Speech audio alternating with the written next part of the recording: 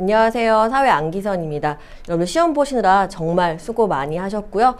국가직 기출문제 풀이를 시작하려고 합니다. 이번 시험도 전체적인 어떤 문제 틀 자체는 기존과 비슷한 형태를 유지하고 있지만 여러분 푸시기에 좀 시간 상속이라던가 뭐 경제에서 자료 분석들 이런 부분이 좀 오래 걸리시지 않으셨을까라고 생각이 듭니다. 자, 일단은 단원별 분포도를 보면서 간단하게 총평을 할게요. 보시면 정치 10문제, 사회문화 5문제, 경제 5문제로 문제 비율은 기존의 시험들과 동일하게 유지가 되어졌고요. 보시면 정치 10문제에서 푸시기에 요 부분 보시면 민법에서 이제 상속 부분, 그죠? 상속 부분이랑 그 다음에 국제연합의 주요 기관을 비교하는 것들은 뭐 국제사법재판소라던가 총회를 비교하는 건 어렵지 않으셨을 거예요. 그래서 요번 시험을 보시면 그렇죠. 이제 시험장에 가셔서는 이제 적중률이 높아져야 되기 때문에 선지들에서 답을 찾아내시는 거. 그러니까 선지들을 지우는 것들 평상시에 계속 훈련하시잖아요. 그래서 적중적으로 딱 정답을 찾는 것 이런 것도 중요하지 않을까라고 다시 한번 생각을 하게 됩니다. 그러니까 다른 것들은 지우실 수 있는 거죠. 좀 헷갈리는 부분이 있다 하더라도 선거구가 나름 이제 표로 보여지고요. 복잡한 표로 출제되진 않았고 그 다음에 아까 말씀드렸던 국제연합의 주요 기관이 좀 더 자세하게 출제가 된 것으로 보여집니다. 자, 그 다음에 이제 사회문화 보시면 사회문화는 대체로 항상 개념이나 이런 것들이 평이해요. 요번도 마찬가지고요. 하지만 저희가 뭐 역할이라던가 역할행동, 역할 갈등, 준거 집단의 이런 사회학적 개념 좀 헷갈리지 않았을까라고 생각을 해보고 그 다음 늘 사회 계층 표 분석하시는 거 이런 건 평상시에 정말 많은 훈련을 하셔야 됩니다.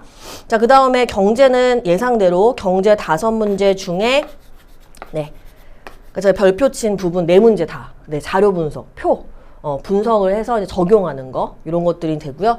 남은 기간 저희가 지금 이제 지방지 서울시를 앞두고 있기 때문에 정리하실 때 기출문제 공무원 시험 문제들을 다루신 거예요. 지금 충분히 다루셨어야 되는 시기예요. 그래서 이제 동형으로 이런 저희가 다양하게 변형된 문제들, 뭐 수능, 평가원 이런 것들을 좀 많이 훈련하시는 게 필요하다고 생각이 됩니다. 자, 일단 1번부터 바로 들어갈게요. 저희가 정치법에서 항상 단원별 문제풀이 이런 중요 문제풀이를 할 때 항상 1번에 있는 주제 중에 하나였어요. 그런데 공무원 기출에서는 처음 나왔죠. 그래서 중요한 거에 있어서 좀 밀렸던 주제인데 보시면 정치교과서 처음에 나오는 정치의 좁은 의미와 넓은 의미예요. 그래서 보시면 쓰레기 분리수거 문제로 갈등을 겪고 있는 아파트 입주민들의 회의를 정치 현상으로 보는가. 자, 이런 아파트 입주민들의 회의를 정치 현상으로 본다라고 하면 정치의 넓은 의미가 됩니다. 근데 이런 건 정치가 아니다 라고 하는 것은 국가 현상설. 그래서 정치 권력을 획득하고 조정하는 과정만을 정치라고 한다. 이게 나가 좁은 의미 정치고요. 사회 다양한 집단 간의 갈등을 조정하는 것이 모두 다 정치다라고 하는 집단현상설이 됩니다. 그래서 크게 보시면 넓은 의미의 정치 안에 이렇게 좁은 의미를 설명할 수 있습니다. 자, 1번에 보면 자, 가가 넓은 의미예요. 다원화된 현대사회 정치 현상을 설명하기 쉬운 거죠. 그죠? 나가 설명하기 어렵죠. 그 다음 2번에 보시면 자, 가는 넓은 의미예요. 제가 아까 넓은 의미 정치 안에는 좁은 의미가 포함이 된다. 그쵸? 당연히 정치 권력을 획득하는 이런 과정도 정치다. 획득 조정하는 것. 넓은 의미에서는. 자, 공공시설 설치 지역 선정을 둘러서 여기 보시면 지방정부예요. 지방자치단체 간의 갈등을 정치 현상으로 본다. 이건 넓은 의미에서도 정치가 될 거고요. 좁은 의미에서도 정치가 됩니다. 가에 들어가니까 맞죠. 이게 뭐 가만이라고 하면 안 됩니다. 자, 3번에 보시면 자, 가족 간의 유산 상속. 이런 가족 간의 갈등을 해결하라는 것도 정치다 하려면 이건 넓은 의미가 돼야 되는 거야. 이셨죠? 그 다음 4번에 자, 대표적인 좁은 의미에서 보는 정치죠. 자, 국회의원의 입법 활동을 정치 현상으로 보지 않는다가 아니라 좁은 현상에서는 이러한 국가기관의 정치 권력 획득 또는 갈등을 조정하는 과정을 정치로 봅니다. 좁은 의미에서는. 물론 4번과 같은 이런 국회의원의 입법 활동도 넓은 의미에서도 정치로 볼 수 있습니다. 그래서 이런 관계도를 이해하시는 거예요. 정치 1단원 주제였고요. 자, 그 다음에 2번에 보시면 2번 이제 6단원이요. 1번이 1단원, 2번이 6단원. 네, 우리나라의 시대별 국제 관계인데 저희 국제 관계에 들어갈 때 세계 정세를 들어가거든요. 그거를 기반으로 푸셨으면 될 것 같아요. 자, 1번에 보시면 1970년대 여기서 나오셨어야 돼요. 1970년대 1969년에 닉슨 독트린. 자, 아시아 전쟁의 불간섭, 이런 어떤 전쟁에 불간섭하겠다라고 하는 미국의 닉슨 독트린이 발표됩니다. 그러면서 1970년대는 냉전 체제가 강화되는 시기가 아니라 냉전 체제의 축소기예요. 저희가 냉전 양극화, 2차 세계대전 이후가 되려면 1960년대가 나왔어야 됩니다. 그래서 여기서 바로 지우셨어야 돼요. 그죠? 그래서 뭐 공산과 배제한 채 미국 중심의 어떤 그런 국가들과의 우호관계 구축이다. 냉전은 60년대. 되셨죠? 자, 이번에 보시면 1980년대에는 네, 문호 개방이 어떤 그런 일환으로 북방 외교 정책을 펼쳐 구소련, 중국 등의 공산국가와의 관계 개선을 추진하였다. 맞죠? 노태우 정권 시기를 얘기를 할 수 있고요. 그때 시기를. 자, 1990년대 탈냉전. 저희 아까 2차 세계대전 이후의 냉전 체제 정리하시고 그 다음에 그러니까 저희가 냉전을 설명할 때는 뭐 트루먼 독트린, 마셜 계획, 북대서양 조약기구 이런 것들이 정리가 돼 있으셔야 되고 70년대가 닉슨 독트린과 관련해서 어때요? 냉전 축소기. 90년대 탈냉전, 안보 외교를 유지하면서도 실리를 중시하는 외교를 추구한다. 다극화 흐름이 되는 거죠.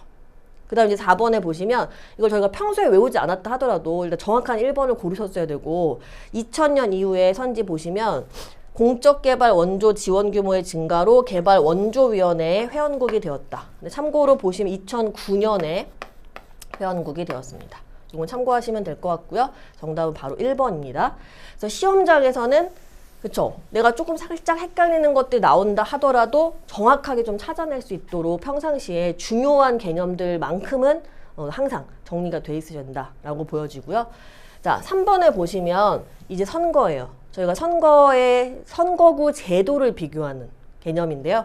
자, 보면 일단은 전후에 일단 여기 자, 각국의 시기별 하나의 선거구제를 채택하고 있다. 그러면 일단 감을 잡으셔야 돼요. 아, 소선거구랑 중대선거구 이런 걸 비교할 것이다 라는 거죠.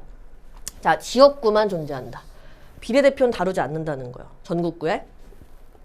자, 또한 선거구제 변화 전후의 총 의원수, 전체 의원수는 일단 36명이에요.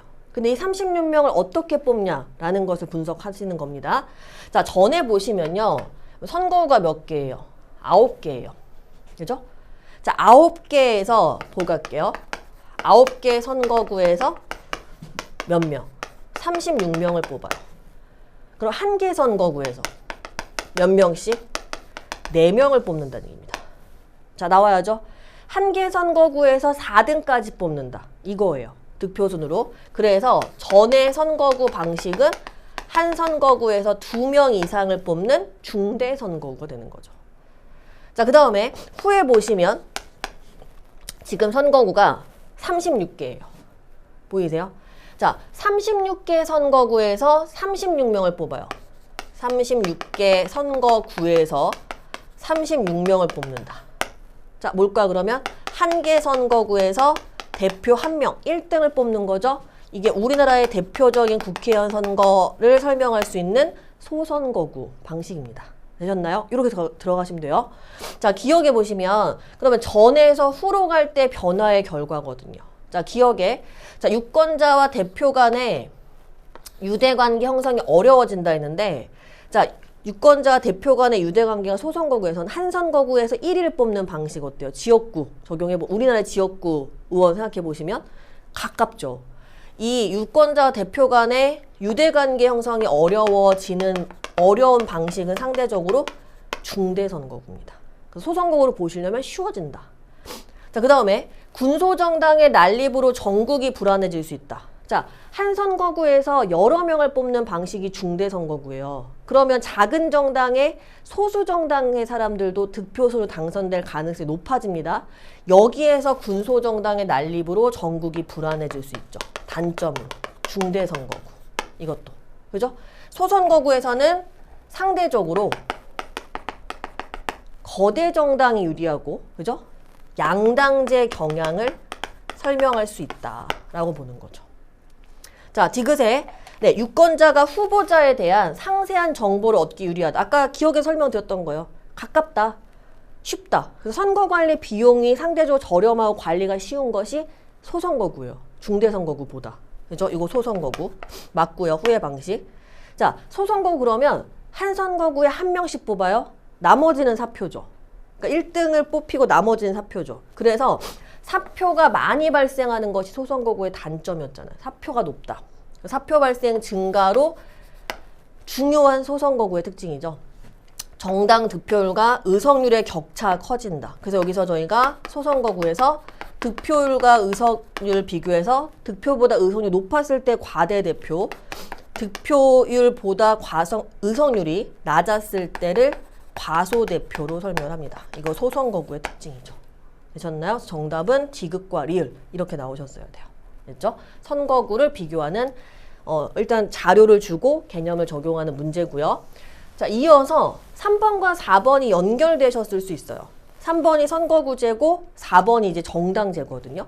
정당을 일단은 저희가 이제 복수정당제니까 2개 이상인 거예요. 그럼 복수정당제도 나오면 뭐가 나와야 돼요? 아, 양당제와 다당제를 비교하는 거구나. 이렇게 나오셨어야 됩니다. 정당 수가 하나면 1당제고 2개 이상이면 복수정당제죠. 가볼게요. 자, 국정운영의 책임 소재가 명확하다. 그럼 항상 어때요? 수가 좀 적어야 책임 소재가 명확합니다. 그래서 나가 2개 중심의 메인을 설명할 수 있는 양당제죠. 그 다음에 가는 책임 소재가 불명확하다. 다당제입니다. 과반 의석의 정당을 설명할 수 없는 뭐 20%, 30%, 20% 이런 식으로 퍼지는 거죠. 감이 오셨죠? 그런데 비해서 양당제는 예를 들어서 54% 한 당이 또 뭐 41%다. 예를 들어서. 그럼 이게 두 당을 합쳐서 이미 95%잖아요. 그 다음에 이제 뭐 작은 당이 있다. 이렇게 보여지는 거죠. 예를 든다면 2개 메인이 있는 겁니다.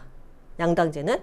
자, 그럼 가볼게요. 그래서 다양한 의견 다당제, 다양하지 않다 양당제. 되셨죠? 자, 1번에 보세요, 여러분들. 이게 실제 어떤 정부 형태라는 것은 현실에 달라질 텐데 다당제인데 의원내각제를 채택한 국가다. 그럼 의원내각제는 국민이 국회의원 선거를 하고 의회에서 내각을 구성합니다. 이랬을 때, 자, 다당제 국가예요. 의원내각제인데 다당제면 이 국회의원 선거에서 과반 의석이 확보가 안 된 거죠. 그러면 뭘 구성해요? 여러 정당이 연합해서 바로 연립정부가 구성되는 일이 흔히 발생한다. 맞죠, 여러분들? 바로 1번이요. 만약에 의원내각제를 채택한 국가인데 과반 의석이 형태가 있는 양당제 형태다. 라고 하면 뭘 구성하나요? 한 정당이 이 내각을 구성할 수 있는 그때는 단독정부가 됩니다. 되셨죠? 자, 2번 가볼게요. 자, 가에서는 다당제 아까 제가 뭐 31%, 21%, 뭐 50 이런 식으로 이렇게 퍼져 있다 했단 말이에요. 그죠? 등등. 그러면 정당 간의 대립이 발생할 때 중재가 비교적 어려운 게 아니라 상대적으로 다당제가 양당제보다 중재가 쉬운 거예요. 다당제가. 양당제는 양극단에 치우쳐 있다는 겁니다. 중재가 어렵다. 양당제. 상대적으로. 3번이 혹시라도 좀 걸리지 않으셨을까라고 생각이 좀 되는데 나인 국가에서니까 양당제 형태의 국가인데 2개의 정당만 존재한다. 제가 아까 여기 이제 2개의 어떤 메인이 있다. 해서 이거 뭐 2개 더해서만 97%다. 그럼 이제 특정 소수당은 뭐 3% 예를 들어 이렇게 된다면 어떤 핵심 2당을 설명하는 것이지 양당제인 국가라서 2개 정당만 존재한다고 보기는 어렵습니다. 되셨나요? 그 다음 여기도 양당제가 가보다 민주적이다 라고 했는데 양당제가 다당제보다 저희가 민주적이다라고 하는 것은 뭐 양당제다, 다당제다 이런 정당의 구조만으로 적용하기는 어렵다. 물론 정당이 하나인 일당제보다는 복수정당제 형태가 민주적일 수 있죠. 이거는. 근데 여기서는 복수정당제 안에서 두 정당을 비교하는 겁니다. 정당의 구조를 이렇게 정리해서 정답은 1번입니다. 자, 그 다음 5번에 헌법이에요. 문제를 풀어보시면 지금 이제 헌법부터 볼게요. 6번부터 보시면 이제 약간 5단원에 집중적으로 형법이 많이 출제가 된 비중이 있는데, 일단 헌법은 우리나라 국회에 대한 설명, 국회가 딱 이제 국회로 넘어오셔야 돼요. 입법부. 자, 1번. 국회는 의장 1인과 부의장 2인을 선출하고, 자, 임기가 4년이 아니라 2년입니다. 자, 2번에 보시면, 자, 20인 이상의 소속 의원을 가진 정당만이 하나의 교섭단체를 구성할 수 있다? 자, 어때요? 20인 이상의 소속 의원들로 하나의 교섭단체를 구성할 수 있습니다. 근데 이것이 반드시 저희 항상 할 때 한 정당이 하나의 교섭단체를 구성해야 된다. 이건 아니거든요. 예를 들어서 물론 현실적으로 그런 경우가 많지 않지만 한 정당이 뭐 17명, 또 다른 뭐 의원 3명 이렇게 해서 하나의 교섭단체를 구성할 수도 있다는 겁니다. 이해되셨죠? 그래서 20인 이상은 맞아요. 저희 20인 이상의 소속 의원들로 뭘 구성할 수 있어요? 교섭단체를 구성할 수 있죠. 근데 여기 정당 많이가 X입니다. 자, 3번에 보시면 저희 헌법 개정이나 법률 개정은 헌법의 전통 주제인데, 국회는 헌법 개정안이 공고된 날로부터 60일 이내. 그럼 간략하게 볼게요. 헌법 개정안의 제안, 제적 과반수 또는 대통령이 제안하죠. 그 다음에 며칠 이상, 대통령이 20일 이상 공고해야 합니다. 그 다음에 여기 여러분들 공고된 날로부터 60일 이내 뭐를 붙여야 돼요? 국회 의결을 통과해야 된다. 그래서 이 의결, 정족수 보시면 의결은 제적 3분의 2 이상 찬성을 얻어야 된다. 맞습니다. 그 다음 아예 정리 나온 것까지 하시면 이 의결 후에 며칠 이내? 30일 이내. 뭐 가야 돼요? 30일 이내 국민투표 가야 됩니다. 국민투표. 선거권자 과반수 투표, 투표자 중 과반수 찬성이 되면 헌법 개정 확정. 헌법은 즉시 효력 발생.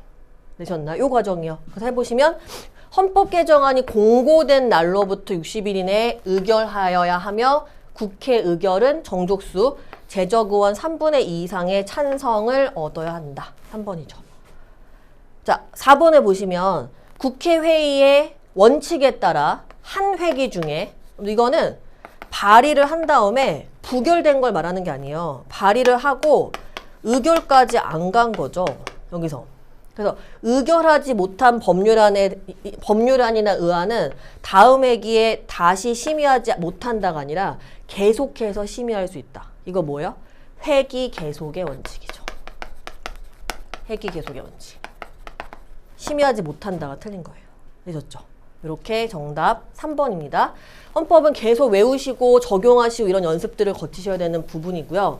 자, 5단원의 형법 부분이랑 이제 근로기준법 6번, 7번, 8번이 다 5단원 비중이거든요. 법 부분에서. 네. 비중 있게 출제가 됐고요. 자, 근로 3권 나왔어요, 여러분들. 근로 3권 나오면. 자, 노조 가입과 노조 활동을 할 수 있는 단결권. 다음, 단체 교섭권. 단체 행동권. 요 생각을 하고 가셔야 돼요. 자, 근로 3권이죠. 자, 1번이요. 근로 3권은 근로자가 사용자와 대등한 지위에서 근로관계를 형성할 수 있도록 해준다. 근로자에게 이 권리들을 보장하는 겁니다. 맞죠? 자, 2번에 보시면 사용자가 불공정한 방법으로 근로 3권을 침해하는, 네, 이 노동 3권, 근로 3권을 침해하는 걸 뭐라고요? 부당노동행위라고 하죠. 단결권, 단체교섭권, 단체 행동권을 제한, 침해하는 것을 부당노동행위라고 하고, 부당노동행위라고 발생했다라고 주장할 때 노동위원회에 노동자 또는 노조가 구제 신청을 할 수 있습니다. 중요한 주제였죠. 2번 맞고요. 근데 3번 잘 보세요. 작년에 한번 다뤄졌던 주제인데, 근로자는 아까 사용자에게 단체 교섭권을 행사할 수 있다 했단 말이에요. 그리고 정당한 사유 없이 사용자는 단체 교섭에 대해서 거부할 수 없다랍니다. 근데 근로조건에 대한 거예요. 그래서 저희 작년에 보시면 뭐 새로운 사업을 추진하려고 하는데 노동자가 단체 교섭권을 행사할 수 있냐, 이건 아니라는 겁니다. 뭐 신사업을 반대한다, 이건 아니죠. 그래서 여기 보시면 근로조건에 대한 유지, 개선에 대한 겁니다. 그래서 여기 보시면 사용자의 경영 전반에 걸쳐 제약 없이 단체 교섭권을 행사할 수 있다가 X인 거예요. 그래서 그냥 이 노동 3건이 3가지에 걸리다가 끝이 아니라 항상 이 단결 단체 교섭권, 단체 행동권의 내용을 정리해 두셔야 된다는 거. 되셨죠? 3번은 틀린 선지죠. 자, 4번에 보시면 단체 행동권. 네, 그러니까 저희가 알고 있는 대표적인 뭐 파업, 태업, 뭐 피켓 시위 등이 있죠. 자, 단체 행동권을 갖고 있어요, 노동자는. 정당한 행사에 따른 사용자의 손해. 여기 정당한 행사를 한 거예요. 그러면 근로자는 법적 책임이 없다.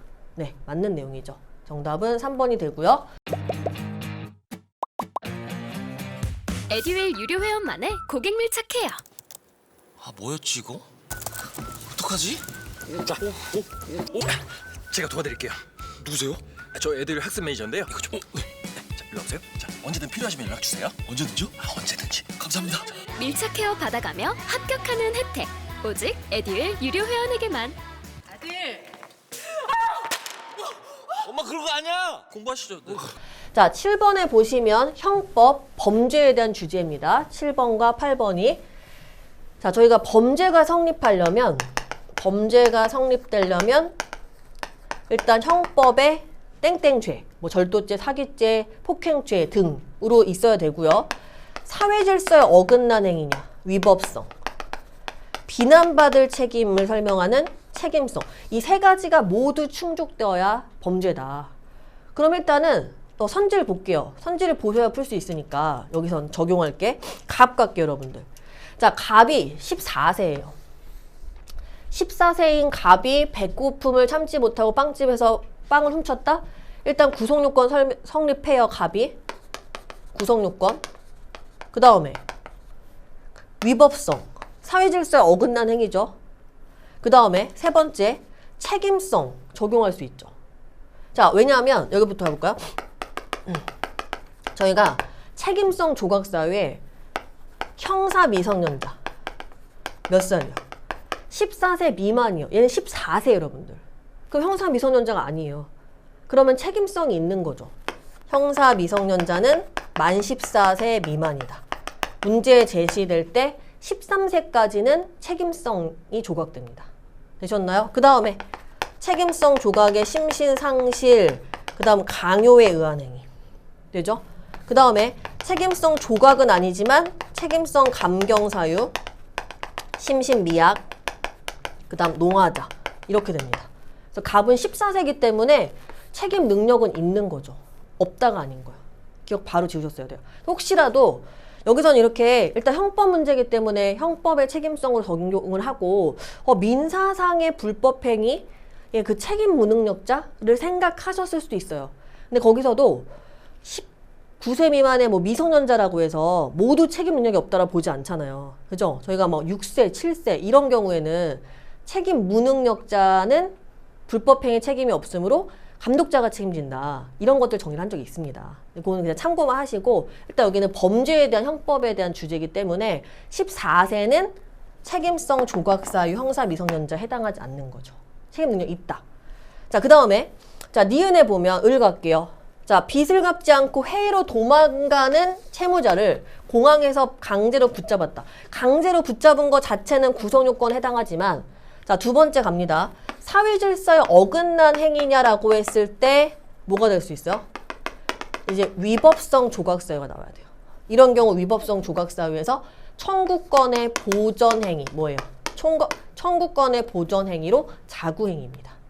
자구행위가 될 수 있는 거죠. 자, 그 다음에 병은 갑자기 나타나 달려드는 맹견을 피하기 위해서 대문이 열린 남의 집으로 들어갔다.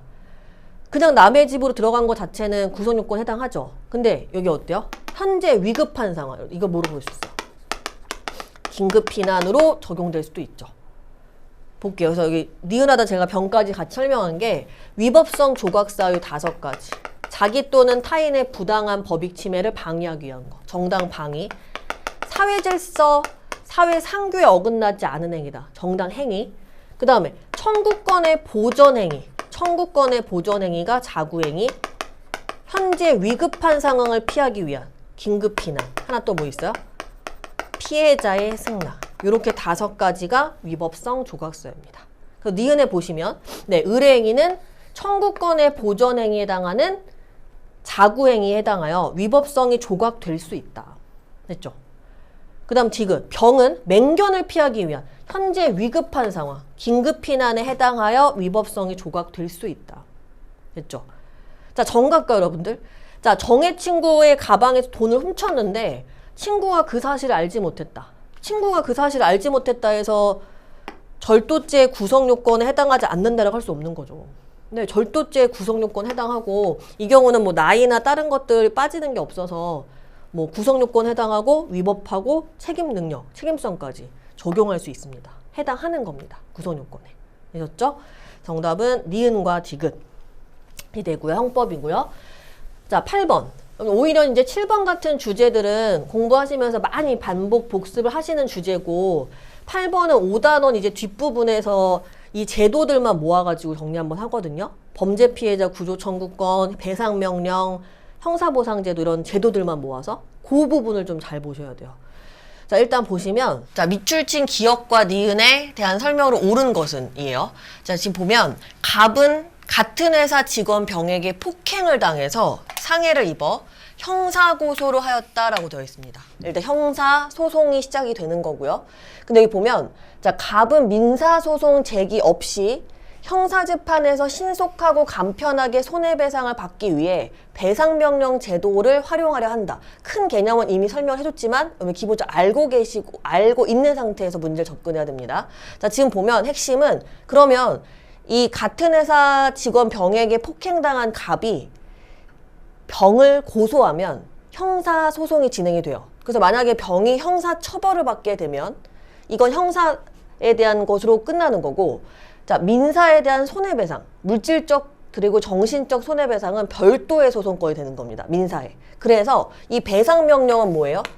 형사소송 중에 피해자가 간단한 신청만으로 민사상 손해배상을 받을 수 있게 신청할 수 있는 것이 배상명령제도입니다. 되셨나요? 자, 1번 한번 볼게요.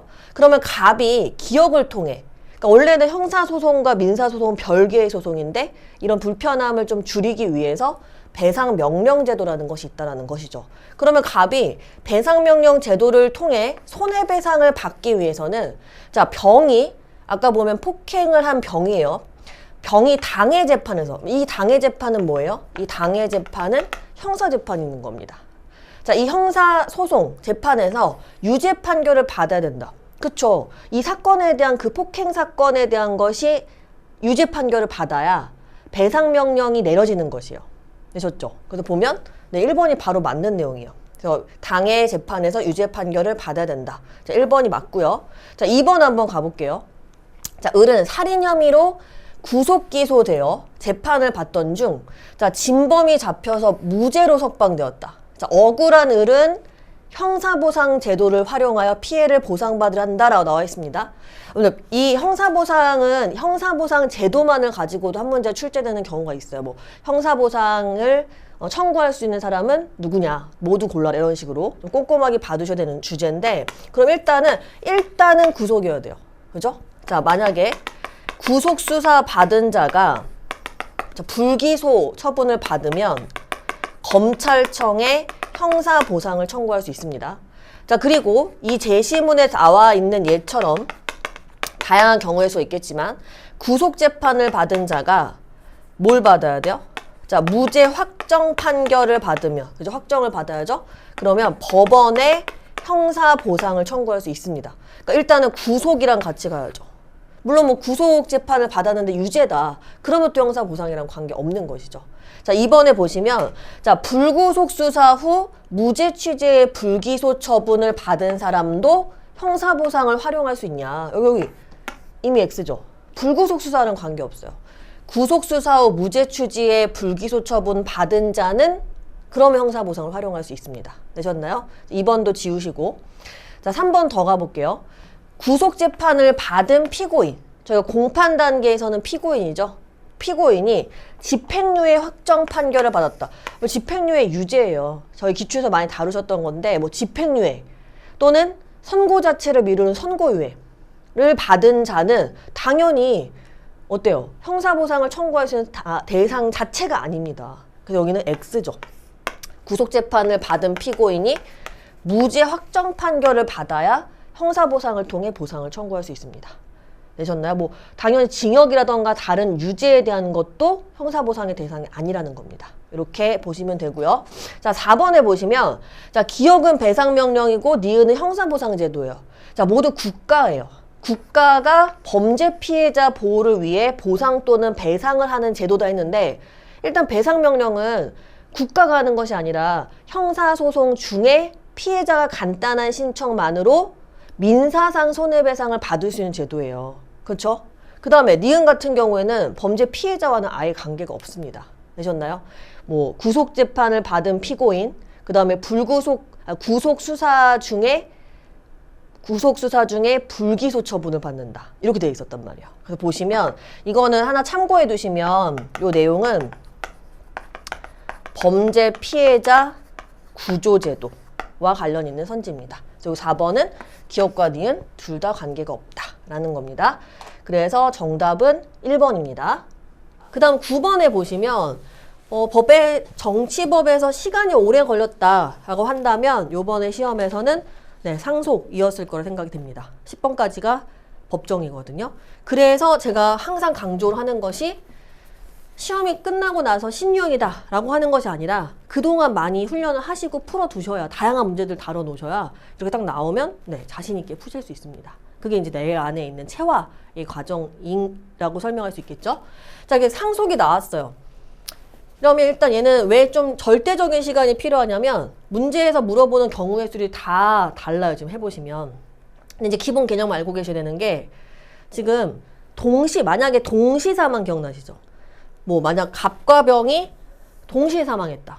사망 순서를 알 수 없을 때 동시 사망으로 추정하는 경우가 있죠. 동시 사망은. 그럴 때는 둘 사이에 상속이 이루어지지 않아요. 근데 이 경우는 동시 사망이 아니에요. 그러니까 갑이 먼저 사망하냐 병이 먼저 사망하냐에 따라서 상속받게 되는 순위가 다 달라지는 겁니다. 되셨나요? 자, 들어갈게요. 일단은 갑과 을은 이런 거 잡으셔야죠. 혼인신고. 왜 중요해요? 자, 법률혼이어야 법률혼 부부일 때 배우자가 상속권을 갖습니다. 그 다음 만약에 혼외자라고 한다면 사실혼이다 이렇게 나오면 그 자녀들은 또 인지 절차를 거쳐야 됩니다. 그런 거 참고하시고요. 여긴 관계없죠. 법률혼 부부고 혼중자로 갑과 병을 낳고 살고 있었다. 자, 근데 갑과 병이 큰 교통사고를 여기가 포인트예요. 시차를 두고. 그러니까 결과적으로 두 사람 모두 사망한 건 맞는데 시차를 두고 사망했다.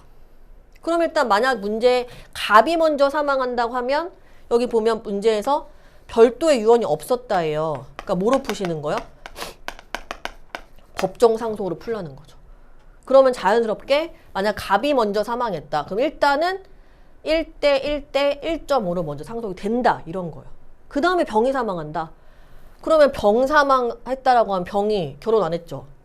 일단 제가 먼저 문제 보기 큰 틀만 잡아드리는 거예요. 그 다음에 자녀 없죠. 그럼 어떻게 돼요? 1순위 직계비속 없죠. 2순위 직계존속. 병의 직계존속 누구예요? 갑과 을한테 가는 겁니다. 근데 갑은 이미 사망했다. 그럼 을한테 가는 거죠. 이해되셨어요? 이게 얽혀있는 거예요. 그래서 일단 간단히 자, 법정 상속순위 1순위요. 자녀. 여기 경우에 만약에 갑이 사망했다 했을 때 병정이 있고 배우자는 비속과 동순위 배우자 50% 가산. 그 다음에 2순위 직계존속. 그러니까 여기 오른쪽에 배우자를 쓰는 것은 동순이다라고 하는 개념입니다. 비속이 있다면 비속과 동순이, 존속이 있다면 존속과 동순이. 그 다음에 3순위 1순위, 2순위 없다. 그러면 형제 자매죠. 4순위 사촌 이내 반계 혈족입니다. 네, 기본적으로 암기하고 계셨어야 되는 거예요. 가볼게요. 1번 갈게요. 자, 갑이 먼저 사망했다. 자, 가보세요. 갑이 먼저 사망하면 처음에 제가 설명드린 거예요. 직계비속 동일한 비율 1대1. 그 다음에 배우자는 비속과 동순이 50% 더. 1.5죠. 되셨어요? 자, 재산이 얼마였어요, 여러분들? 갑과 병의 재산은 각각 14억씩이다. 일단은 여기서는 갑이 먼저 사망한 거니까 이것만 갈게요. 그죠? 그러면 정은 갑의 사망 시 갑의 재산 중에 4억을 받는다. 14억을 가지고 병과 정 1, 그 다음 을이 1.5가 되는 거예요. 이게 2대 2대 3이죠. 14억에 지금 7분의 누구 구하는 거야? 을이죠. 갑의 재산 중에 지금 정 물어보는 겁니다. 정 여기죠. 그럼 7분의 2 얼마예요? 4억입니다. 4억, 4억, 6억이 되는 거죠. 나온 김에 같이 봐둘게요. 이해가 되셨죠? 자, 그 다음에 2번 갈게요, 여러분들. 자, 병이 먼저 사망했다. 병. 자, 또 지울게요. 자, 병이 먼저 사망한다면 병이 아까 재산 얼마? 14억 있다 했죠?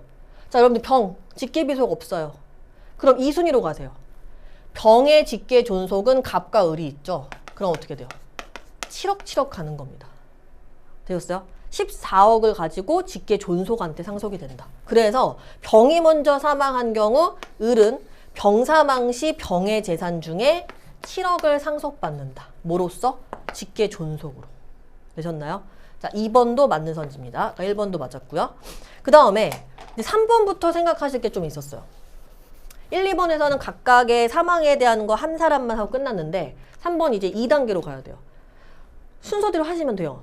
3번부터 보면 1단계 옆에다 볼게요. 제가 갑이 사망.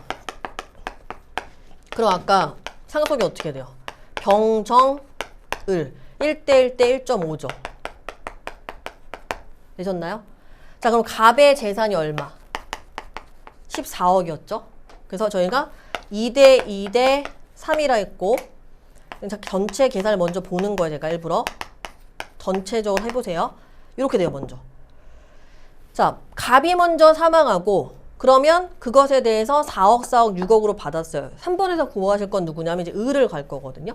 그래서 갑의 사망에 대해 을은 일단 6억을 받은 겁니다. 되셨죠? 자, 그 다음에 2단계 갈게요. 2단계 병이 사망했다. 자, 병은요. 갑 사망에 대해서 일단 4억을 받았고 그 다음 병의 재산이 아까 얼마였어요? 여러분들? 기본적 원래 재산 14억이 있었어요. 여기 잘 보셔야 돼요. 그 다음에 갑 사망에 대해서 얼마를 받았어요? 4억을 받았잖아요. 이거 갖고 가시는 거예요. 그대로. 그럼 병 사망에 대해서는 누가 상속을 받아요? 원래 직계 존속이면 갑 을인데 그죠? 직계 존속에 갑과 을이 상속을 받는데 갑은 이미 사망했잖아요. 이렇게 보시는 거예요. 그래서 28억은 을한테 다 가는 거예요. 자, 그 다음에 하나 더 보셔야죠. 아까 을이 배우자 갑이 사망했을 때 받은 거 얼마 있어요? 여기 6억 보이시죠? 6억. 요거 2개 더 하시면 돼요. 그래서 최종적으로 24억이다. 순서대로 보시는 거예요. 갑 사망에 대해서 사망 순서대로 처리하시고 그 다음에 그 병이 다음에 사망했다. 그럼 원래 병이 있는 기존의 재산에다가 갑 사망 시 받은 것을 총 병의 재산이 되잖아요. 병 사망에 대해서는 직계 존속 갑을이 상속받는다. 갑은 이미 사망했죠. 그럼 이건 다 누구한테? 을한테 간다. 그래서 요 18억에다가 을이 원래 받은 갑의 사망에 대해서 6억을 더해서 24억입니다. 자, 되셨죠? 네, 3번. 갑이 먼저 사망, 병이 나중에 사망하면 을은 최종적으로 24억을 받는다. 됐죠? 3번 맞는 선지고요. 자, 4번 가볼게요, 이제 여러분들. 순서가 바뀌었어요. 자, 병이 먼저 사망한다. 자, 병 재산 얼마 있어요, 원래? 14억 있죠? 자, 병이 사망하면 상속순위 누구? 1순위 직계비속 없으니까 2순위 직계 존속으로 갑, 을이에요. 7억 7억 가는 겁니다. 되셨죠? 네, 써놓을게요. 자, 그 다음에 2단계 갑이 사망한다. 자, 갑 재산 얼마 있어요? 14억 있죠. 그 다음에 자녀 병이 사망했을 때 받은 얼마가 있어요, 여러분들? 7억이 있습니다. 자, 그러면 이제 갑이 사망하면 상속을 받는 순위는 만약에 병이 살아있다면 병도 받을 수 있는 거지만 병은 이미 사망했거든요. 보이세요? 그래서 제가 먼저 써볼게요. 자녀, 병, 정, 배우자, 을이 있는데 병은 이미 사망을 했잖아요. 됐죠? 그럼 어떻게? 자녀 정과 을 배우자 1.5 2대 3이 되는 겁니다. 그래서 자 전체 지금 문제에서 물어보는 건 누구 받는 거냐면 정을 물어보는 거네요. 자녀 21억에 그죠? 21억에 5분의 2가 되는 거예요. 그러면 이게 8억 4천만 원입니다. 됐죠? 나머지 21억에 곱하기 5분의 3을 했을 때 12억 6천은 21억의 나머지가 되겠죠? 이것은 배우자의 상속이 되는 겁니다. 그 을이죠. 그래서 이제 4번에 보시면 병이 먼저 사망하고 나서 요거 다 한 거예요, 저희. 갑이 나중에 사망한 경우 자, 자녀 정은 최종적으로 10억 5천만 원을 상속받는다 했는데 여기 8억 4천만 원입니다. 이셨나요? 정답은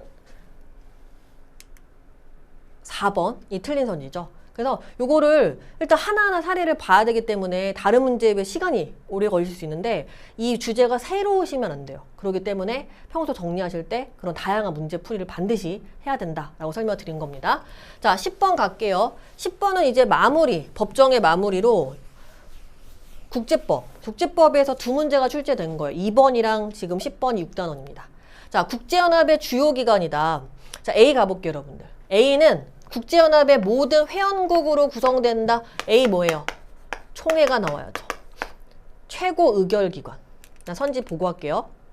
그 다음에 B 보시면 5개의 상임이사국, 미, 영, 중, 푸, 러저 거부권이 있고요. 5개의 상임이사국과 10개의 비상임이사국으로 구성된다. B는 안전보장이사회. 국제평화와 안전의 유지를 위한 1차적 책임을 안전보장이사회에 부여한다. 맞죠? C 보시면 국제연합의 주요한 사법기관 C는 국제사법재판소. 이렇게. 그죠? 들어갈게요. 자, 제가 아까 처음에 시작할 때 설명드렸던 적중, 정답을 찾는 것도 굉장히 중요하다. 시험에서 제일 중요한 거죠. 그러려고 저희가 계속 이제 훈련을 하는 거고. 1번에 보시면 총회는 최고 의사결정 기관은 맞아요, 기구는. 근데 실질적 최고 의사결정 기구로 보기가 어렵죠. 왜냐하면 안전보장이사회에 5개 상임이사국이 거부권을 갖고 있기 때문에 총회를 실질적 최고 의사결정 기구로 보기 어렵습니다. X죠? 바로 보이셨어야 돼요. 자, 2번 가볼게요. 안전보장이사회. 에서 꼼꼼하게 봐두시면 중요 문제에 대해서는 5개 상임이사국이 모두 포함되어야 돼요. 미영중풀어 모두 포함된 9개 이상의 찬성으로 의사를 결정한다. 2번이 맞는 선지인데 난 좀 헷갈렸다. 근데 푸실 수 있습니다. 왜냐면 1, 3, 4를 지우실 수 있거든요. 3번 보세요. 사법재판소.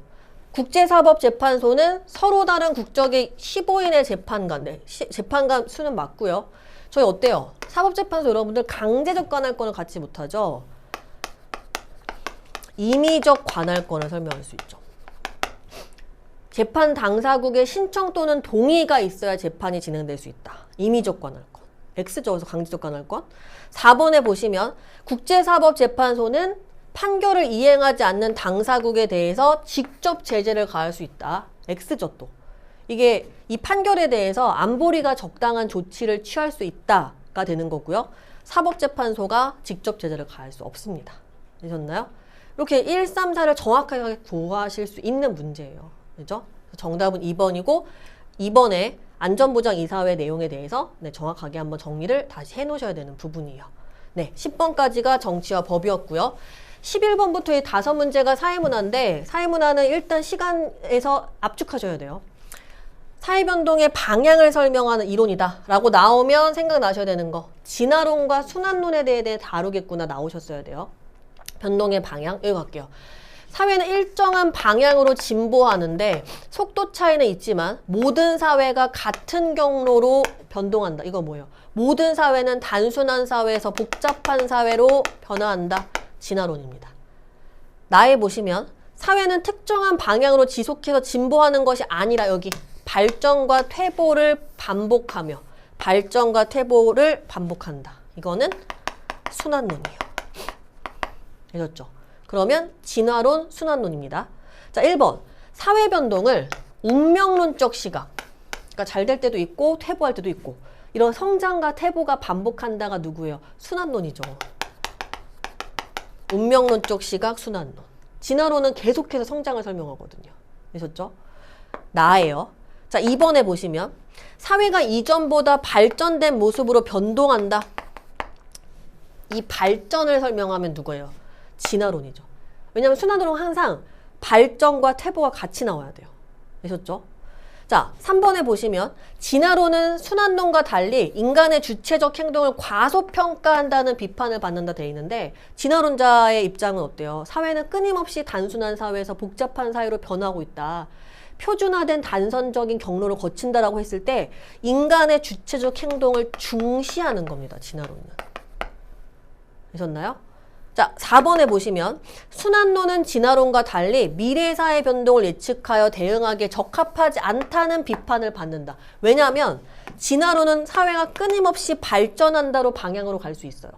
여러분 순환론은 이렇게 돌고 도는데 지금 우리 생각해 보시면 불경기인 건 아는데 이게 불경기가 더 심해질 수도 있고 언제 올라갈 수는 없잖아요.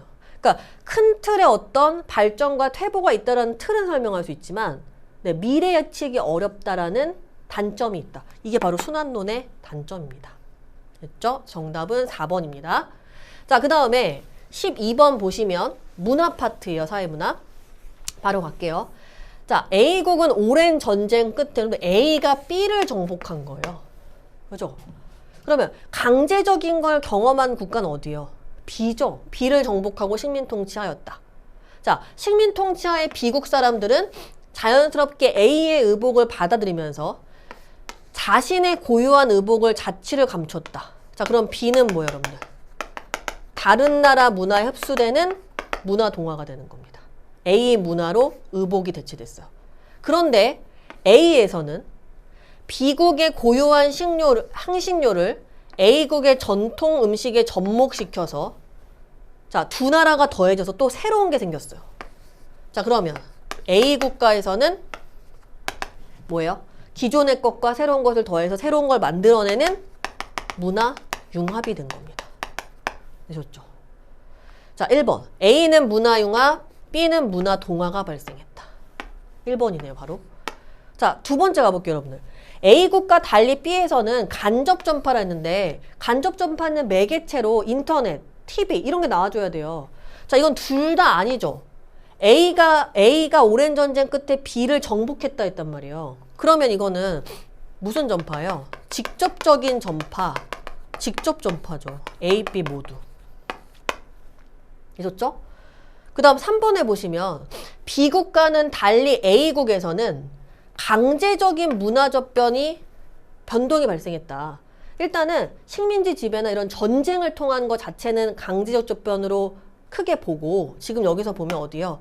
A가 오랜 전쟁 끝에 B를 정복시킨 거거든요. 그래서 여기는 B국과 달리 A라 했는데 강제적 접변을 경험한 건 강제성에 의해서 동화된 거 어디요? B가 되는 겁니다. 되셨죠? 자, 그 다음에 지금 달리라고 했죠, 여기는. 자, 4번에 보시면 기본적으로 저희가 전파예요, 지금. 직접 전파. 자, 전파는 무슨 요인이에요? 외제적 변동입니다. 그래서 자, A, B 모두 내재적이 아니라 외재적이죠. 내재적은 뭐예요, 여러분들? 내부에서 발명과 발견으로 인한 변화가 바로 내재입니다. A, B 모두 외재적 변화다. 이렇게 문화 개념으로 적용하시는 문제예요. 정답 1번이고요. 자, 그 다음 13번 보시면 사회문화 1단원 요런 거 헷갈린다라고 되게 많이 다뤘던 주제예요. 자료 수집 방법 적용하시는 건데 바로 가볼게요. 자, 일단은 방법론적 이원론은 뭐죠? 의미와 의도를 이해하는 해석적 연구가 있었어야 됩니다. 근데 여기 보시면 쭉 가서 가설을 세우고 그 다음 여기 확실히 질문지 이런 가설을 검증하는 수집 연구 일단은 실증이죠. 실증적 연구는 방법론적 일원론이죠. 자연현상과 사회문화현상을 동일하게 연구할 수 있다라는 방법론적 일원론입니다. 이원론은 해석적 연구예요. 면접이나 참여관찰법 같은 자료 수집 방법을 사용합니다. 주로. 기억 X. 자, 니은 잘 보세요, 여러분들. 종속 변수는 뒤에 있다, 앞에 있다를 찾으시는 게 아니라 결과예요. 어떤 걸로 인한 결과예요. 그럼 종속변수 볼까요? 청소년의 학교 적응 정도에 이성교제 여부가 미치는 영향. 그럼 뭐에 따라 뭐가 달라지는 거예요? 이성교제 여부에 따라서 학교 적응이 달라지는 거죠. 이성교제 여부는 원인이네요, 여러분들. 그럼 학교 적응 정도는 결과죠. 이성교제 여부는 원인이죠. 보이세요? 맞죠? 이거 잘 보셔야 돼요. 그 다음에 D급 보시면 자, 모집단은 전체 대상이란 말이에요. 내가 알고자 하는 전체 대상을 말하는데 여기 보면 연구 목적 청소년. 청소년이 모집단이에요. 여기 보면 이성교제 경험이 있는 고등학생 300명과 없는 고등학생 300명한테 설문지를 뿌린다는 거잖아요. 그러면 설문지 대상은 디글리를 합치면 무슨 집단? 표본 집단이죠. 모집단은 청소년. 그럼 X죠. 자, 이걸 잘 보세요. 개념의 조작적 정의가 뭐죠? 수치화가 어려운 추상적 개념을 구체적으로 수치화로 바꾸는 단계를 개념의 조작적 정의라고 하고 실증에서 주로 합니다. 구체적으로 물어봤어요. 여기 보시면 학교 적응 정도라고 하는 건 되게 추상적이잖아요. 이것을 여기 보면 생활 정도다. 생활 적응, 친구 적응, 수업 적응 정도로 구체화하여 측정한 값이다. 뭐야 이게? 바로 개념의 조작적 정의죠. 여기서는 종속 변수에 대한 개념의 조작적 정의로 설명할 수 있죠. 되셨나요? 정답은 니은과 리을 3번이 됩니다. 자, 그 다음에 14번에 보시면 사회문화 2단원이요. 네, 관계를 잘 살펴보셨어야 돼요. 자, 바로 갈게요. 기억, 여러분 장남, 아들, 딸 기본적으로 선천적, 자연적 지위가 귀속지위죠. 장남은 귀속지위. 자, 평사원, 그 다음에 은행장, 사회적, 후천적, 성취지위 맞습니다. 자, 그래서 저희 역할 갈등인 거 아닌 거 굉장히 많이 일부러 이게 함정을 나오기 때문에 자주 다뤘었는데 그냥 심리적 고민을 한다 해서 그게 역할 갈등이라고 할 수 없어요. 어떤 심리적 고민인가가 중요한 거잖아요. 그래서 역할 갈등이라는 개념이 뭐예요? 지위가 있으면 기대되는 역할이 있단 말이에요. 그럼 그 기대되는 역할 사이에 뭔가 부딪히는 거죠. 그런 거 있었잖아요, 저희. 회사에서 업무를 보고 있는데 뭐 어린이집에 자녀를 데리러 가야 되는 어떤 일정이 잡혔어요. 그래서 데리러 가야 될지 프로젝트에 대한 이 일을 더 해야 될지를 고민하고 있다. 이거 역할 갈등 들죠. 근데 가볼까요? 니은 잘 보세요. 세무은행과 네모회사 중에 어디 취업하는 것이 가족의 경제적 어려움을 해결하기 위해 좋을지 고민하고 있다. 이 사람이 어떤 역할, 회사원과 뭐 아들에 대해서 뭔가에 기대되는 것에 상충돼서 부딪혀오는 고민이라고 할 수 없잖아요. 그냥 고민하는 거니까 이러시면 안 돼요, 정말. 그래서 니은은 아닙니다, 역할 갈등이. 그렇죠? 니은을 고르면 틀리는 거예요. 자, 디귿도 잘 보셨어야 돼요. 자, 왜냐면 일단 리을 자체는 35년 동안 성실히 근무해서 세무은행의 지점장 승진 중산층이 되었다. 수직 이동의 한 세대 안에서의 이동이 뭐예요? 세대 내 이동이 맞습니다. 자, 요것만 나왔다면 세대 내만 되는 거예요. 그런데 하나 더 여기 빈농의 장남으로 태어나서 그래서 이후에 이런 수직 이동이 되었다 라고 하면 이것도 설명 가능하죠. 부모에서 자녀로의 이동, 세대 간 이동도 설명이 가능합니다. 되셨나요? 요 경우는. 그래서 세대 내 이동이면서 세대 간 이동이다.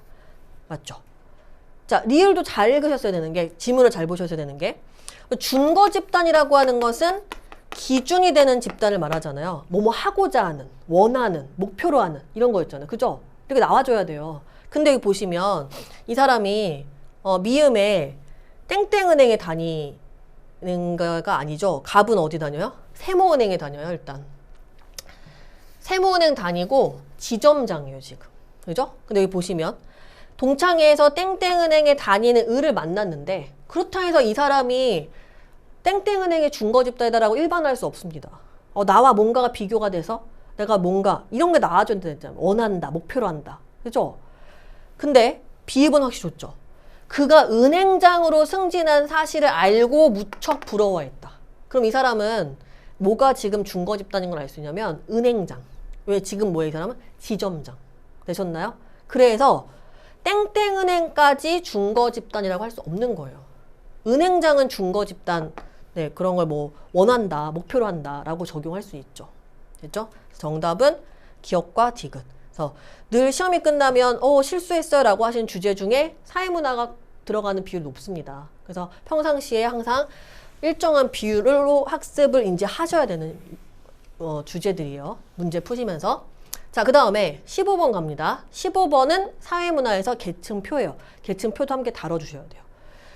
그렇게 많이 보셨던 유형은 아니죠. 하지만 저희가 생각하는 유형에서 개념에서 변형되는 거기 때문에 충분히 적용하실 수 있어요. 그 표들을 다루신다면. 자, 보세요. 상중하를 다 안 줬어요. 뭔지. 이것도 1, 2, 3, 4를 또 다 해봐야 돼요. 일단 볼게요. 자, 갑국의 구조가 여러분들 피라미드래요. 갑 갈게요. 이렇게 생겨야 되죠, 그럼. 되죠? 그럼 어때야 돼요? 상중하여야 되니까 여기 상, 중, 하가 되겠죠. 맞나요? 10%, 그죠? 제일 적고 10%, 30%, 60%. 이게 피라미드예요. 자, 그러면 일국의 구조가 모래식, 이걸 그대로 적용하라는 거예요. B가 뭐다? 상이고 A가 중이고 C가 하다. 이렇게 되셨죠? 그러면 가볼게요. 여기 을국은 25%, 60%, 15%가 되겠네요. 됐죠? 그대로 쓴 거예요. B, A, C다. 요거 그대로 적용한 거예요. 되셨나요? 그럼 뭐예요? 가운데가 제일 많네요. 안정적 구조, 다이아몬드형입니다. 모래시경은 가운데 비율이 쑥 들어가야죠. 됐죠? 요거 크게 봤을 때. 자, 1번 틀렸고 2번 갑니다. 자, 갑국의 하층 비율이 상층 비율의 2배다. 그러면 뭔가 1대2의 비율이 있는 걸 찾아보세요. 그럼 하실 수 있잖아요. 자, 여기 보세요, 여러분. 갑에 여기 C가 하라는 거예요. 왜냐? 상층의 2배다. 그럼 A는 뭐가 돼야 돼요? 상이라는 거죠. 왜냐? 얘가 1일 때 이렇게 된다 했죠. 상층 비율의 2배다. 갑각해요. 그러면 30, 그 다음 B가 몇이에요? B가 지금 중이죠, 여러분들? B가 중인데 10%, 60% 이렇게 되는 거예요. 자, 중산층의 비율이 가장 적은 얘는 타원형이 아니라 모래시계형입니다. 타원형은 이런 식으로 돼서 모래시계보다도 다이아몬드형보다도 가운데가 가장 많은. 그러니까 어쨌든 다이아몬드형처럼 가운데가 많아서 안정적 구조. 이게 타원형이 되거든요. 되셨죠? 그래서 아니다. 뭐예요? 모래시계형이죠. 2번 X. 자, 3번 해보시면 돼요. 그냥 저희 계층표 풀 때 항상 어떻게 했냐면 하층은 보세요. 하는 그대로거나 올라가는 경우의 수만 있죠. 하층은. 상층이면 낮아지거나 그대로인 것만 있죠. 그러니까 가능의 경우의 수가 하강이동 또는 그대로일 수밖에 없죠. 상층이라고 한다면. 이해되셨어요? 왜냐? 중층은 상승도 가능하고 하강도 가능하죠. 그대로도 가능하고. 그거 설명드린 거예요. 왜냐하면 뭐라 했냐면 자, B에서 A로의 이동이 하강이고 B에서 C가 상승이다. B라고 하는 건 일단 뭐예요? 올라갈 수도 있고 내려갈 수 있는 중층이구나. 이게 먼저 나와야 돼요. 그러면 갈게요. B에서 A로 가는 건 하강이다. A는 그럼 뭐가 돼야 돼요? A는 하층이 되는 거죠. 내려간다 했으니까. 아래에다 바로 이렇게 할게요. 하층. 그 다음에 B에서 C로 가는 건 상승이다. 그러면 중층에서 올라가는 건 어디예요? 상으로 가는 거잖아요. 되셨어요? 그래서 이렇게 상중한데 그러면 비율을 그대로 해보시면 상층이 15%, 중층이 25%, 하층이 60%여 되셨죠. 그럼 뭐예요? 15%, 25%, 60%는 다이아몬드형이 아니라 피라미드형이 되는 겁니다. 됐죠? 그래서 X. 자, 그 다음에 4번에 보시면 자, 그대로 표에서 해볼까요? 갑국이 뭔지 모르는데 지금 A, B, C 중에 뭔지 모르죠? 하층의 비율과 을국의 중층의 비율 동일하다. 그럼 여러분 비율이 똑같은 걸 찾으시면 되잖아요. 요거네요. 60%, 60% 똑같은 거 보이세요? 그죠? 하층, 갑에 이건 하고 갑한테는 하고 C가 A는 중이란 말이에요. 지금 비율이 똑같은 걸 찾으라 했어요. 그러면 사회통합에 유리한 계층 구조를 가진 국가는 을국이다. 왜냐하면 지금 중산층이 60%예요. 중산층이 가장 많죠. BC에 비해. 그럼 어때요? 다이아몬드형이죠. 사회통합에 유리하다. 안정적 구조 다이아몬드형. 정답은 4번입니다. 요것 또한 그래서 정치법에서는 상속이, 그 다음에 사회문화에서는 15번 계층표가 좀 시간이 걸릴 수 있었다라는 겁니다. 에듀윌 도서 중에 6개년 기출 문제집이 가장 많이 도움이 되었습니다. 마지막 모의고사에서는 파이널 봉투 모의고사가 도움이 되었는데 QR코드를 통해서 자동으로 채점을 해주고 성적 분포를 알려주어서 다른 수험생들과 비교를 할 수 있는 점에서 도움이 많이 되었습니다. 에듀윌 책으로 공부하셔서 좋은 결과 있으셨으면 좋겠습니다. 파이팅! 에듀윌은 합격이다! 자, 16번부터 20번까지가 경제인데요. 그래서 경제 푸시면서 주제가 되게 새롭다 이런 문제는 없으셨을 거예요. 근데 어쨌든 기본적으로 분석이 돼야 되기 때문에 가볼게요. 4단원 경제 안정화 정책 주제입니다. 자, 갑국은 가계소비와 투자가 감소하여, 자, 가계소비, 민간투자, 정부지출, 순수출 뭐예요? 총수요죠. 총수요가 감소해서 전년도에 비해 실질 GDP가 감소하였다. 나와야죠. 세로가 물가고 가로가 실질 GDP일 때 이렇게 총수요, 총공급이 있으면 이렇게 된 거예요. 물가 하락, 실질 GDP 감소. 현재. 그래서 경기 회복을 하려면 시장에 돈을 푸는, 세입보다 세출 늘려야겠죠. 금리를 낮추는 확대 재정, 확대 통화 정책을 시행하고자 한다. 자, 옳지 않은 것입니다, 여러분들. 1번에 보시면 네, 갑국의 물가는 하락하였다. 네, 총수요 감소로 물가 하락의 실질 GDP 감소를 설명할 수 있습니다. 맞고요. 자, 2번 제가 처음에 설명드렸죠?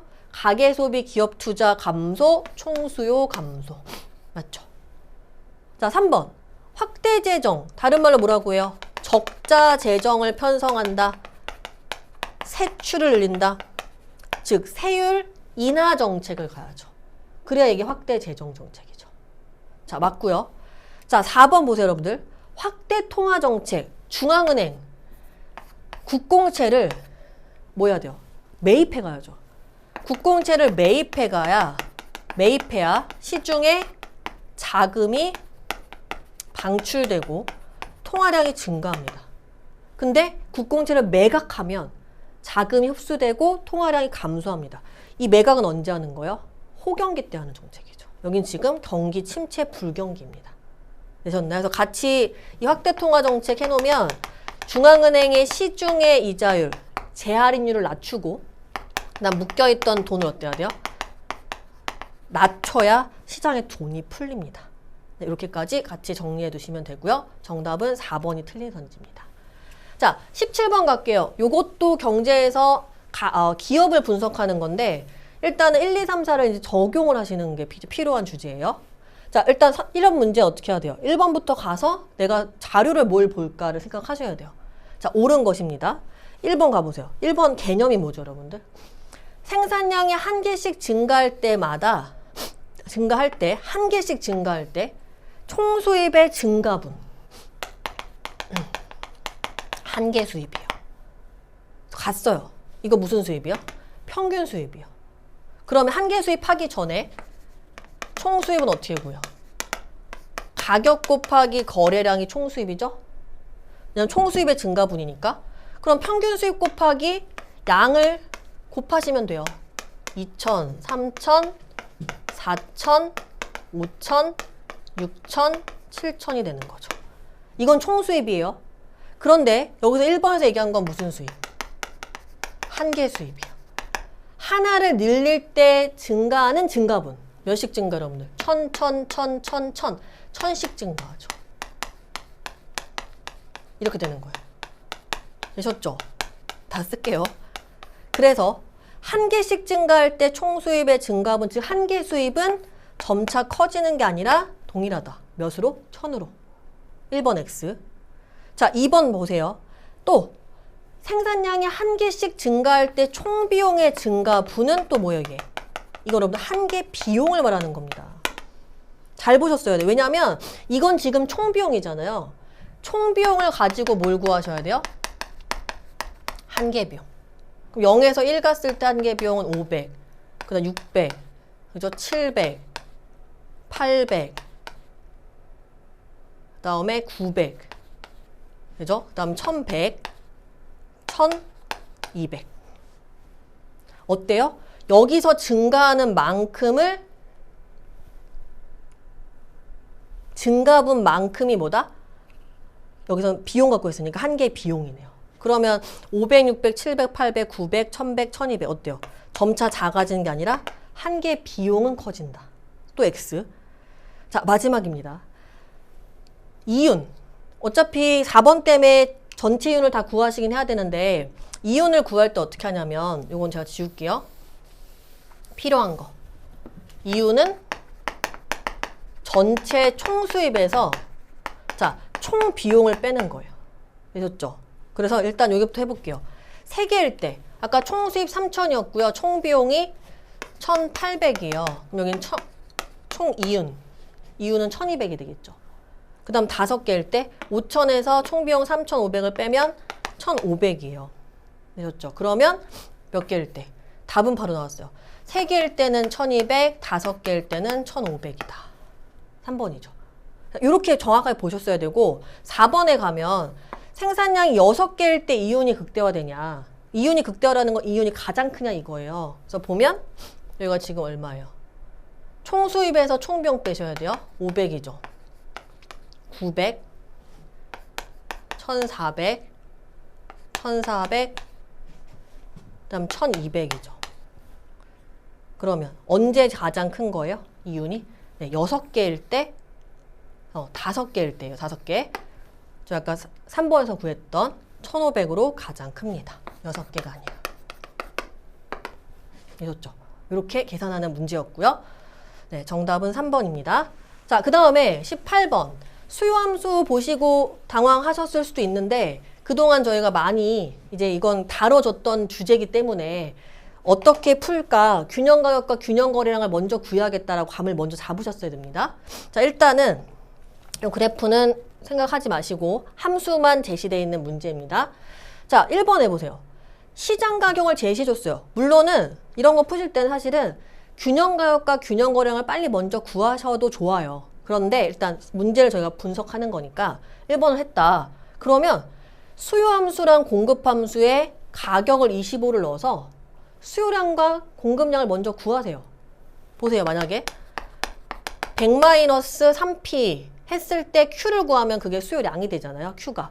그럼 25가 들어가면 어때요? 75 빠지면 수요량이 25죠. 그죠? 요 P에다가 시장 가격을 넣습니다.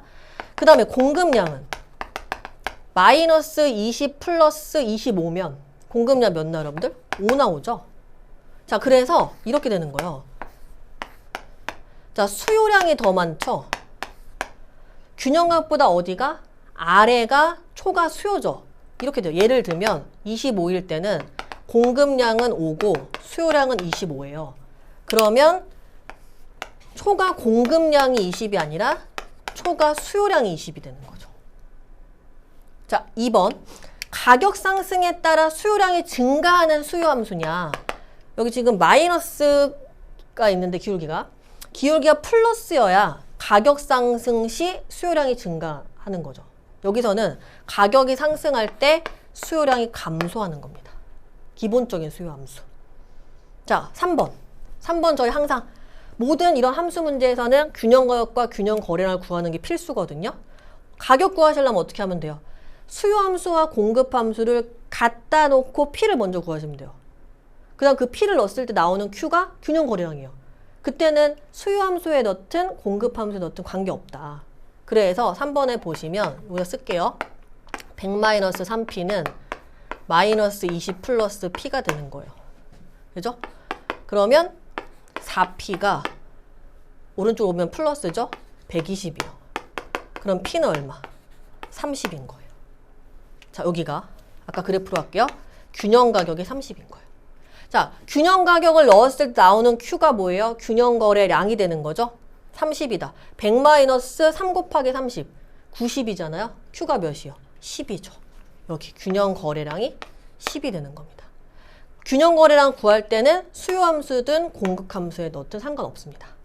되셨나요? 그래서 3번. 시장 균형 가격은 30이고 균형 거래량은 10이다. 맞죠? 자, 4번 갈게요. 최고 가격은 가격이 어떤 걸 막는 거예요? 올라가는 걸 막는 거죠, 항상. 지금 균형 가격이 얼마예요? 30이잖아요. 그럼 최고 가격은 얼마보다 아래? 30보다 아래로 가야 되는 거예요. 가격이 올라가는 거, 즉 물가 상한선, 물가 폭등을 방지하기 위해서 규정하는 것이 상한선입니다. 균형보다 더 위에다 상한선을 설정하는 것은 실효성이 없다라고 보시면 되는 거예요. 그렇죠? 정답은 3번입니다. 자, 그 다음에 19번. 국제무역이 예상대로 출제가 되었고 조금 차이가 있다면 수출 가격까지 살짝 들어갔다는 거. 이거 한번 다시 복습을 좀 꼼꼼하게 해두시고요. 자, 비교를 해볼게요. 바로 그래프로. 저희 항상 요건 돼 있어야 돼요. 균형보다 아래다. 그러니까 지금 P2 가격에 T 플러스 1년의 국제 가격은 무슨 가격이에요? 수입 가격이죠. 그 다음에 균형보다 위다. T년의 국제 가격은 수출 가격이죠. 정리되셔야 돼요. 바로 갈게요. 그래프로. 그래서 T 플러스 1년에 P2의 가격일 때 Q1부터 Q2는 수입량. 그 다음에 T년의 국제 가격 P1일 때 Q1부터 Q2는 수출량이 되는 겁니다. 자, 가보세요. 일단 1번. T년은 균형보다 위에서 국제 가격이 형성된다. 그러면 P1은 무슨 가격이요? 수출 가격이에요. 그래서 T년의 갑국은 X를 수입하는 게 아니라 수출하는 거죠. 자, 2번. T 플러스 1년의 갑국의 X제 교역량은 자, 여기 해놨죠, 제가. 수입이 되면 국내 공급량 Q1, 국내 수요량, 사고자 하는 거 Q2까지 가요. 여기서 교역량은 무슨 양을 말하는 거예요? 수입량이 되겠죠? 어디? Q1부터 Q2입니다. 됐죠? 자, 제가 그래서 여기서 3번에서 그래프를 간단하게 정리를 해놓을게요. 다시 한번 해보세요. 만약에 수출 가격이 됐을 때 잉여를 비교하는 거예요. 저희가 수출이 안 됐을 때는 항상 기본적인 위에가 소비자 잉여, 아래가 생산자 잉여예요. 자, 수출이 되면 그래프를 보세요. 자, 원래 이 위 삼각형이 소비자 잉여였죠? 수출이 되면 이 부분만 남습니다. 이게 소비자 잉여예요. 저 지금 어디? T년 하고 있는 거예요. 수출 가격. 그 다음에 여기 면적 보세요. 이 부분의 수출량이었잖아요. 빨간색이 바로 생산자 잉여예요. 자, 이게 T년이고 아마 수입 가격에 대해서는 잉여를 좀 더 많이 다루셨단 말이에요. 그래서 수출 요거 복습하시고 수입이 되면 이거 T 플러스 1년 수입 가격이죠. 여기는 아까 T 플러스 1년에 T년에 뭐였냐면 수출이었죠. 여기는 수입이에요. 자, 잉여 갈게요. 어떻게 돼요? 원래는 균형의 윗부분이 소비자 잉여인데 수입이 되면 여기 소비자 잉여. 그 다음에 아랫부분에 생산자 잉여. 되셨죠? 자, 3번 갈게요. 자, T년의 소비자 잉여는 요거, T 플러스 1년의 소비자 잉여는 이 부분이요. 누가 더 커요? T 플러스 1년의 소비자 잉여가 더 크죠. 물론 여기까지 자세하게 안 오셨어도 가격이 지금 수출 가격이 수입보다 높거든요. 그걸 통해서 비교를 간단히 하셨어도 되지만 정확하게 이렇게 적용하는 겁니다. 자, 4번에 보시면 그래프에 다 있어요. T 플러스 1년에 이거 무슨 가격? 수입 가격이죠. 갑국의 총잉여는 무역을 하지 않은 경우와 비교해서 P0, P2 곱하기 Q1, Q2의 나누기는 바로 뭐예요? 삼각형일 때 나누기 2하는 거잖아요. 그만큼 증가하냐. 보세요. 자, 무역을 하지 않았을 때 여기가 소비자잉여, 요 부분이 생산자잉여. 이게 면적의 총합이었죠. 근데 무역을 하면 면적이 어떻게 돼요? 자, 요렇게가 소비자잉여. 지금 이거 수입할 때 거죠. 그 다음에 아랫부분이 생산자잉여. 자, 어디가 증가한 거예요? 여러분들, 여기. 요 삼각형이잖아요. 되셨죠? 그래서 크기 보면 P0, P2 곱하기 Q1, Q2에 나누기 이만큼 증가한다. 요 삼각형이 되는 겁니다. 정답은 4번입니다. 네, 잉여는 자주 다루셨던 주제예요. 실제 기출에서도. 자, 마지막 문제 20번입니다. 자, 이자율을 줬는데 이 이자율에 대한 자료는 여러분들이 저희 명목 이자율과 실질 이자율을 비교하는 거기 때문에 실질 GDP 증가율 구할 때 명목 GDP 증가율에서 물가 상승률을 빼잖아요. 거기서 구하는 그 물가 상승률 개념을 그대로 적용하시는 거예요.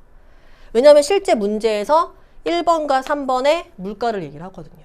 그러니까 예를 들면 저희 실질 GDP 증가율은 명목 GDP 증가율 마이너스 물가 상승률이잖아요. 그 개념을 그대로 적용해 보시면 이렇게 할 수 있죠. 실질 이자율은 명목 이자율 마이너스 물가 상승률이다. 이렇게 갈 수 있죠. 물가 상승률. 자, 왜 했냐면 이거를 얘 때문에 한 거예요. 1번에서 얘를 물어봐요. 물가 상승률. 제가 어떻게 구했죠, 그럼? 물가 상승률? 명목 이자율에서 실질 이자율을 빼는 거죠. 그죠? 명목 이자율에서 실질 이자율을 빼면 남는 게 물가 상승률이에요. 자, 그대로 가세요. 명목 이자율 마이너스 실질 이자율. 네, 퍼센트가 맞죠? 그럼 2%에서 1%를 빼서 2018년에는 물가 상승률이 1%예요. 근데 2019년에는 1%의 마이너스의 마이너스 1%니까 2%인 거예요. 그래서 여기 보시면 2019년의 물가 상승률은 2%다. 18년에는 1%죠. 더 낮은 게 아니라 더 높은 겁니다. X죠. 일단 양수면 물가는 상승한 거지만 19년이 더 높죠. 2번 충분히 헷갈리실 수 있어요. 그래서 평소에 적용을 하셨어야 되는 게 19년에 봤더니 실질이자가 마이너스지 않냐. 그러면 예금하는 거보다 현금 보유가 낫겠죠. 이렇게 생각하실 수 있었어요. 항상 생각하실 거 뭐죠, 여러분들? 예금을 하면 명목이자 1%가 있는 거예요. 근데 물가가 상승해서 화폐 가치가 낮아진다는 거잖아요. 근데 오늘 현금을 갖고 있으면 명목이자도 없잖아요. 중요하죠. 그럼 명목이자도 없고 화폐 가치 낮아지면 더 손해죠. 현금 보유보다. 물론 채권이나 다른 데에 투자한다면 얘가 달라지지만 여기서 예금이나 현금 보유만을 비교한다면 그래도 19년에 예금에 하면 투자하면 1% 수익이 생기거든요. 예금이 현금 보유보다 유리한 겁니다. 되셨죠? 그래서 X예요. 자, 3번에 보시면 2010년의 물가는 19년보다 낮아졌다. 자, 물가 상승률이 뭐가 나오면 물가 하락하는 거예요. 물가 상승률이 마이너스가 나와야 돼요. 아까 명목이자율 마이너스 실질이자율 1%에 마이너스 2%, 여기 마이너스 1%예요. 요거 보고 하시는 거예요. 2020년 물가는 19년보다 낮아진다. 왜요? 물가 상승률이 마이너스, 음수면 물가 하락이죠. 자, 정답 3번입니다. 자, 4번에 보시면 2020년의 경우 2019년보다, 자, 여러분 2020년은 전년보다 물가 어떤 거예요? 하락한 거죠. 물가가 하락하면 돈의 가치가 어떻게 돼요? 높아지죠. 화폐 가치가 하락할 때는 물가가 상승할 때, 인플레이션 때. 여기는 물가 하락, 화폐 가치 상승으로 고쳐주셔야 됩니다. 그래서 정답은 3번인데 마지막에 이렇게 분석이 집중되다 보면 여러분이 시간에 쫓길 수 있다. 그래서 평소에 이런 자료 분석들을 많이 다루셔야 된다는 겁니다. 네, 여기까지 정리를 좀 했고요. 다시 한번 개념 같은 것들, 중요한 것들 살펴보시고 네, 동형으로 좀 퀄리티가 있는 문제들을 집중적으로 훈련하는 시간을 반드시 갖길 바랍니다. 수고하셨습니다.